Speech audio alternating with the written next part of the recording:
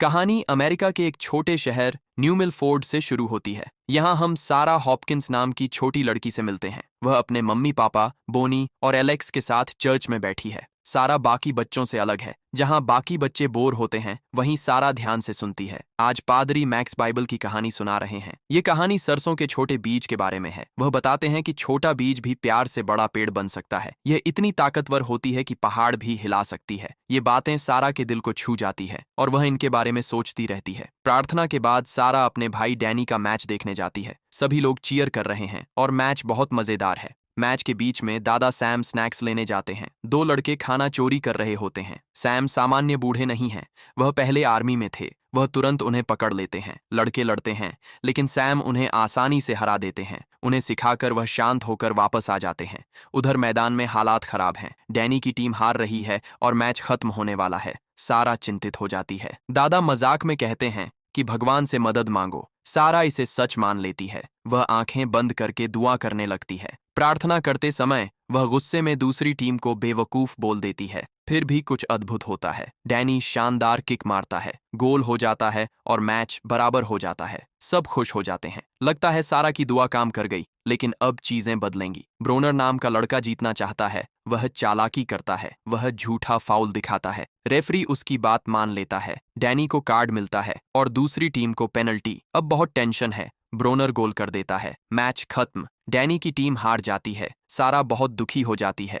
वह कंफ्यूज और निराश हो जाती है। वह सोचती है कि क्या भगवान ने सुना। दादा उसे समझाते हैं, भगवान का तरीका समझ नहीं आता। हार भी सिखाती है। बाद में सब घर जाते हैं। सारा, डैनी और सिंडी झील जाते हैं। रास्ते में सारा कुछ देखती है। उसे एक मरी हुई चिड़िया दिखती है। उसे चर्च की बात याद आती है। वह फिर प्रार्थना करने का सोचती है। वह चिड़िया को उठाकर उसे जिंदा करने की दुआ करती है। डैनी को यह बेवकूफ़ी लगता है। उसे भरोसा नहीं है। सिंडी उसका साथ देती है। वह सारा को समय देती है। सारा अकेली रह जाती है। वह घुटनों पर बैठकर दिल से प्रार्थना करती है। समय गुजरता है। वे बुलाते हैं, लेकिन सारा मुस्कुराते हुए वहीं रहती है। अचानक हवा चलती है और कुछ अजीब होता है। चिड़िया हिलती है। चिड़िया जिंदा होकर उड़ जाती है। दोनों चौंक जाते हैं। उन्हें समझ नहीं आता। सारा कहती है, उसने किसी को पानी पर चलते देखा। सारा कहती है, उसी ने दुआ सुनी। बाद में वह अपनी दोस्त मार्क को फोन करती है। वह सब बताती है, लेकिन मार्क को भरोसा नहीं होता। उसे यह असंभव लगता है। सारा को पूरा यकीन है। वह कहती है, भगवान आए थे और चिड़िया जिंदा हुई। फोन के बाद माँ आती है।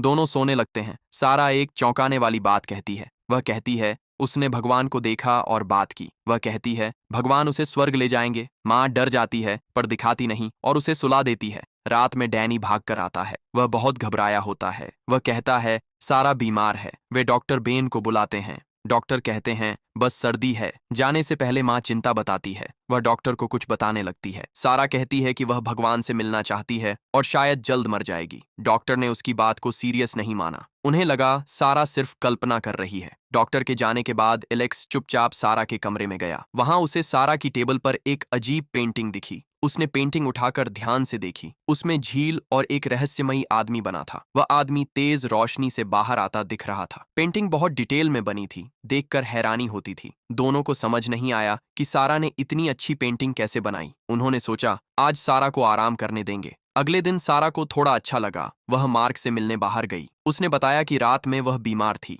फिर उसने उसे एक और पेंटिंग दिखाई। इस बार पेंटिंग में मार्क ठीक होकर खेलते दिख रहे थे। उसमें उसके पैर ठीक दिख रहे थे, जबकि असल में मार्क चल नहीं सकता था। इसीलिए वह चौंक गया। उसे भी समझ नहीं आया ये कैसे हुआ। सारा खुद भी नहीं जानती थी। बाद में दोनों घूमने गए। 3 गुंडे बाइक पर आकर उन्हें घेर लेते हैं। वे उन्हें परेशान करते हैं। इससे पहले कि चीजें खराब होती, डैनी और सिंडी समय पर आ गए। डैनी ने कुछ नहीं बोला। उसने गेंद मारी जो बाइक से टकराई। लड़के गिरकर भाग गए। फिर डैनी उन्हें वहां से ले गया। फिर उनकी मुलाकात ब्रोनर से हो गई। वह अपने कुत्ते को घुमा रहा था। वह डैनी का मजाक उड़ाता है। सिंडी ने कहा, उसे इग्नोर करो, लेकिन ब्रोनर नहीं रुका। उसने मार्क को भी बुरा कहा। अब डैनी गुस्सा हो गया। वह लड़ने आगे बढ़ा। तभी एक तेज कार उनकी तरफ आती है। डैनी ने उसे बचा लिया, लेकिन कुत्ता गाड़ी से टकरा गया। वह बहुत दुखी हो गया। वह ड्राइवर पर गुस्सा करता है। सारा कुत्ते के पास जाती है। वह बैठकर उसे उठने को कहती है। फिर कुछ चौंकाने वाला होता है। कुत्ता ठीक हो जाता है। उसे कोई चोट नहीं रहती। सब चौंक जाते हैं। वह बस खड़ा रहता है। उसे विश्वास नहीं होता।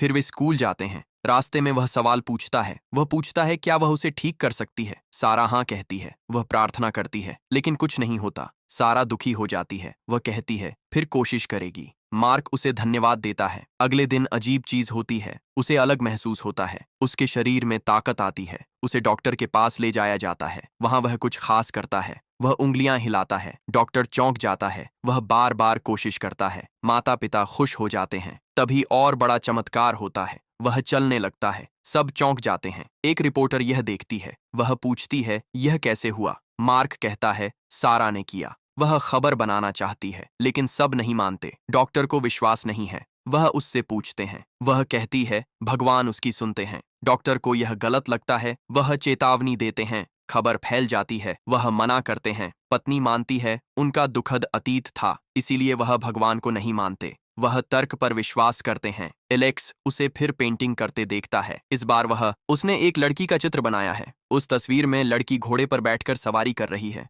वह अपने पापा से बोलती है। वह बताती है कि उसने इस लड़की को सपने में देखा था और उसके हिसाब से उस लड़की को अभी तुरंत मदद चाहिए। उस लड़की का नाम टेरेसा है। वह एक जवान लड़की है जिसे घोड़े बहुत पसंद हैं, लेकिन उसे कैंसर है। वह बहुत ज्यादा बीमार है। उसकी तबीयत लगातार खराब होती जा रही है और डॉक्टरों ने लगभग उम्मीद छोड़ दी है कि वह ठीक होगी। उसी समय टेरेसा से मिलने उसके अंकल, जो उसके पिता जैसे हैं, अलोंजो नाम के व्यक्ति आते हैं। वह उसके लिए गिफ्ट लाते हैं और उसे दिलासा देने की कोशिश करते हैं, लेकिन अंदर ही अंदर हर कोई सच्चाई जानता है। स्थिति ठीक नहीं लग रही है। बाद में टेरेसा का परिवार सारा के बारे में खबर देखता है, एक लड़की जो लोगों को ठीक कर सकती है। परेशान होकर वे उससे मिलने जाने का फैसला करते हैं। अगले दिन सुबह वे सारा के घर पहुंचते हैं, लेकिन वे अकेले नहीं होते। बाहर पहले से ही बहुत सारे लोग इकट्ठा होते हैं। हर व्यक्ति किसी चमत्कार की उम्मीद कर रहा होता है। यह देखकर एलेक्स लोगों को हटाने की कोशिश करता है, लेकिन तभी सारा की नजर टेरेसा पर पड़ती है। वह उसे अपने सपनों से तुरंत पहचान लेती है। बिना रुके या सोचे सारा उसके पास जाती है। वह टेरेसा का हाथ पकड़ती है और मदद करने का वादा करती है। फिर वह आंखें बंद करती है और भगवान से प्रार्थना करती है। कुछ सेकंड में टेरेसा को एक अजीब एहसास होता है, जैसे गर्म और ताकतवर ऊर्जा महसूस होती है।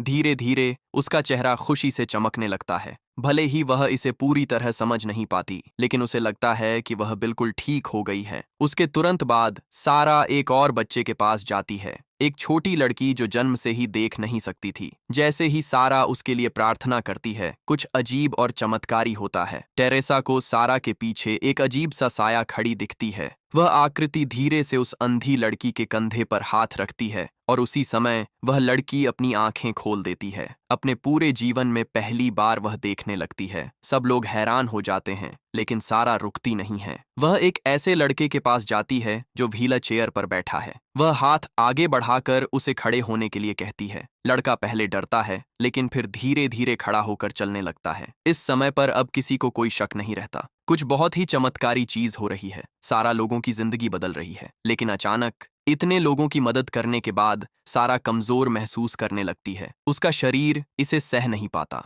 वह बेहोश होकर गिर जाती है। उसके मम्मी पापा डरकर उसके पास दौड़ते हैं और तुरंत अस्पताल ले जाते हैं।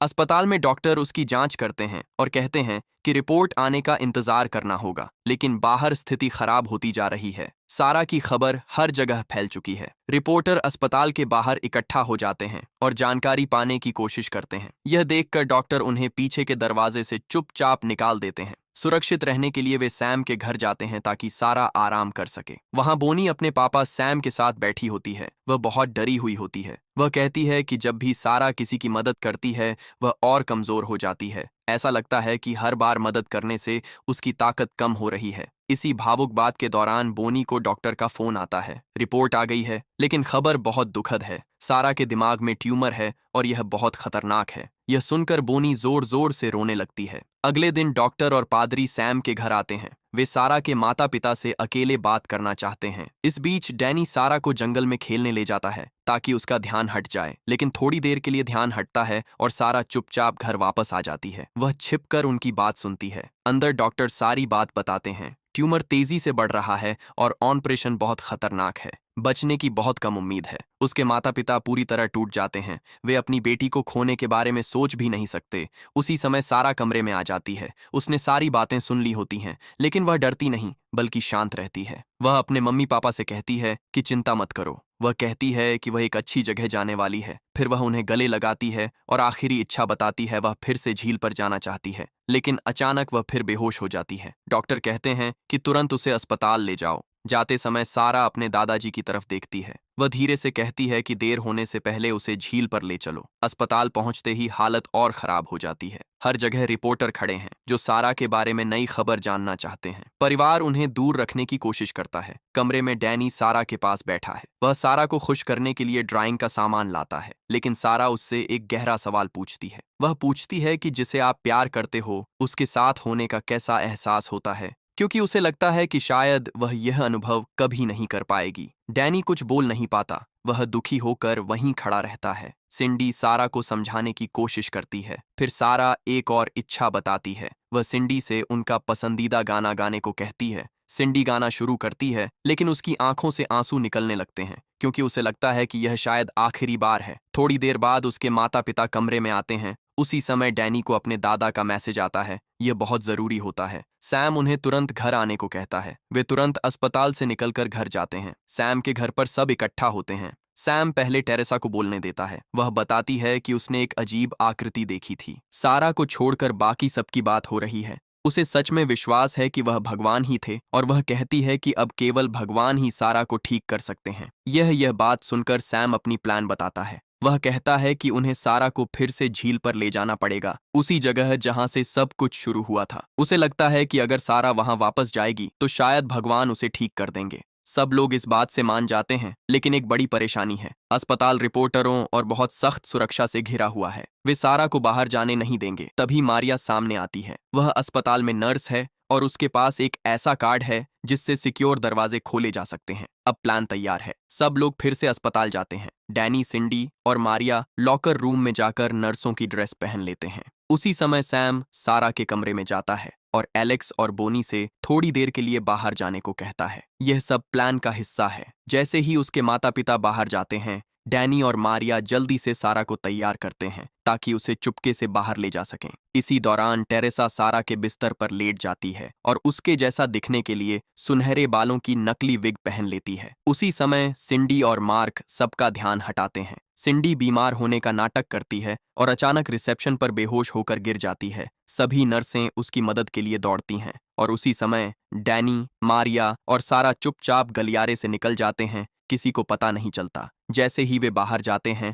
मार्क सिंडी को इशारा करता है। वह अचानक उठ जाती है और चली जाती है, जिससे सब लोग चौंक जाते हैं। इस बीच सैम अभी भी सारा के माता पिता को बातों में उलझाए रखता है। वह उन्हें बताता है कि वह सारा को उसकी आखिरी इच्छा पूरी करने के लिए झील पर ले जाना चाहता है, लेकिन वे इस बात से बिल्कुल भी सहमत नहीं होते। उन्हें लगता है कि यह बहुत खतरनाक है, इसीलिए वे जल्दी से सारा के कमरे में वापस जाते हैं, लेकिन वहां उन्हें सारा की जगह टेरेसा लेटी हुई मिलती है। अब सच छिपाने का कोई तरीका नहीं बचता। टेरेसा उन्हें सब सच बता देती है। यह सुनकर एलेक्स और बोनी घबरा जाते हैं और अपनी बेटी को ढूंढने दौड़ते हैं, लेकिन सारा पहले ही निकल चुकी होती है। डैनी और मारिया उसे गाड़ी से झील की ओर ले जा रहे होते हैं। जैसे ही वे पार्किंग से बाहर निकलते हैं, एक रिपोर्टर उन्हें देख लेता है। वह तुरंत अपनी टीम को बता देता है। अब उनका पीछा शुरू हो जाता है। डैनी बचने के लिए गाड़ी तेज चलाता है, लेकिन हालत और खराब हो जाती है। वे बहुत तेज स्पीड में पुलिस की गाड़ी के पास से निकलते हैं। अब पुलिस भी उनका पीछा करने लगती है। पुलिस डैनी को गाड़ी रोकने को कहती है। उनके पीछे सैम और पादरी मैक पिकअप ट्रक में उनका पीछा कर रहे होते हैं। सैम तेज गाड़ी चलाकर पुलिस से आगे निकल जाता है। पुलिस उसे साइड में गाड़ी रोकने को कहती है, लेकिन वह मना कर देता है। वह बस थोड़ा समय चाहता है ताकि सारा झील तक पहुंच जाए। आखिर में डैनी झील के पास पहुंचता है, लेकिन एक बड़ा पेड़ रास्ता रोक देता है। वे आगे नहीं जा पाते। उसी समय एक और गाड़ी वहां आती है। डैनी सोचता है कि यह पुलिस है, लेकिन वह ब्रोनर होता है, वही लड़का जिससे वे पहले मिले थे। वह कहता है कि वह मदद करने आया है। वह सारा को धन्यवाद देने के लिए मदद कर रहा है, क्योंकि सारा ने उसके कुत्ते को बचाया था। बिना समय खोए ब्रोनर सारा को उठाता है और जंगल के रास्ते से जाने लगता है। थोड़ी देर में सैम और पादरी मैक भी वहां पहुंचते हैं। पुलिस उन्हें पकड़ लेती है और सैम को तेज गाड़ी चलाने के लिए गिरफ्तार करने वाली होती है, लेकिन सैम उनसे विनती करता है वह उन्हें सारा के बारे में बताता है और कहता है कि उसके पास बहुत कम समय है। पुलिस उसे पहले से खबरों में देख चुकी होती है, इसलिए वे उसे जाने देते हैं। सैम जल्दी से झील की ओर भागता है। इस बीच ब्रोनर और डैनी सारा को जंगल से ले जा रहे होते हैं। अचानक उनके सामने एक भेड़िया आ जाता है। वह हमला करने वाला होता है, लेकिन तभी ब्रोनर का कुत्ता नावी आ जाता है। भेड़िया डर कर भाग जाता है। इसी वजह से वे झील तक पहुंच जाते हैं। थोड़ी देर बाद सारा के माता पिता और रिपोर्टर भी वहां आ जाते हैं। बॉनी और एलेक्स अपनी बेटी की तरफ दौड़ते हैं। वे उसे जगाने की कोशिश करते हैं, लेकिन वह बहुत कमजोर हो चुकी है। बॉनी अपने पिता पर गुस्सा करती है। वह सारा की जान खतरे में डालने के लिए अपने पिता को दोष देती है। उसी समय सारा धीरे धीरे बेहोश हो रही होती है। उसकी माँ जोर जोर से रोने लगती है और डरती है कि वह अपनी बेटी को खो देगी। फिर कुछ ऐसा होता है जिस पर विश्वास करना मुश्किल है। झील के बीच में एक तेज रोशनी दिखती है। यह बिल्कुल वैसी ही है जैसी सारा ने पहले बनाई थी। उस रोशनी से एक आदमी बाहर आता है। वह प्यार से सारा को बुलाता है। उसी समय सारा की आत्मा उसके शरीर से बाहर निकल जाती है। वह धीरे धीरे उस रोशनी की तरफ जाने लगती है। जैसे ही वह पास जाती है, उसे समझ आता है कि वह कौन है। वह ईसा मसीह हैं। जैसे सारा ने पहले बताया था, वह मुस्कुराते हैं और उसे अपने साथ स्वर्ग चलने को कहते हैं। बिना डरे सारा उनके साथ चली जाती है। थोड़ी देर बाद वह रोशनी गायब हो जाती है। वह दरवाजा बंद हो जाता है